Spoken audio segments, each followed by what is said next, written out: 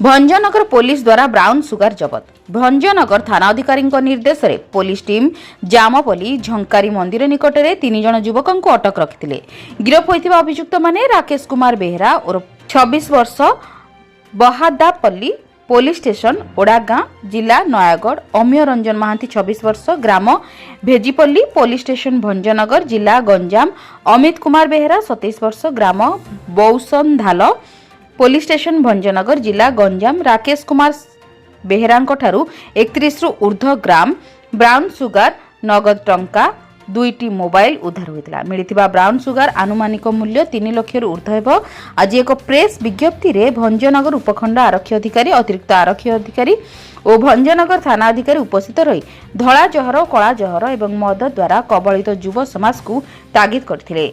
भंजनगर अंचल में प्रथम थर पई ब्राउन सुगर मिलिबा भंजनगर पुलिस पई गोटाए खोला चैलेंज। सूचनायोग्य जे भंजनगर सीमांत जिला कंधमाल, नयागढ़ और दसपल्लारू भंजनगर रास्ता दे गंजेई, मद, ब्राउन सुगर भली मादक द्रव्य प्रत्येक दिन चालाण हेउछि एवं एहाकू भंजनगर पुलिस और अबकारी विभाग चढ़ाऊ और ब्लॉकिंग करी ए सब को जबत करुछि। आहुरी मध्य भंजनगर अंचल में पुला पुला बंदूक भली मारणास्त्र पुलिस जबत करुछि। आज रही ब्राउन सुगर रखिथिबा अभियुक्त माननकू गिरफ करी कोर्ट चालाण करा जायछि। तेणु आगामी दिन में किपरि भावे भंजनगर पुलिस एही ब्राउन सुगर रो मूल बेपारी को धरिबो ताहा देखिबाकू बाकी रहिला। एसपी गंजाम के निर्देश क्रमे आईएससी भंजनगर एवं एसडीपी भंजनगर तत्वावधान रे गोटे खबर मिलला जे ब्राउन सुगर बिजनेस चलछि एवं सेरा से माने नयागढ़ तरफ से ब्राउन सुगर आछि।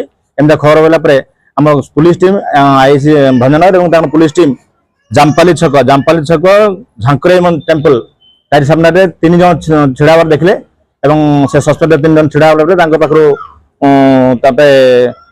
टोटाल 31 ग्राम 400 ग्राम ब्राउन सुगर जबत होला।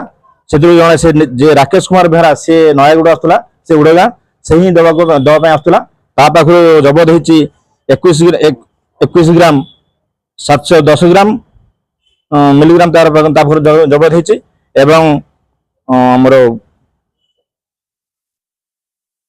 अमीय रंजन महांती 9.710 ग्राम जबत होईची ब्राउन सुगर एवं अमित कुमार बेहरा 700 टका जबत होईची एवं मोबाइल भी जबत होईची। ए विषय रे हमर Bhanjanagar PS case number 968/25 21B NDPS act रे केस होईची एवं केस होला परे जो प्रोसेस जा होईची हमर मजिस्ट्रेट सामने सब एवं साक्षी मान सामने प्रोसेस सीजर होईची एवं से 3 जन आज फरार होचंती एवं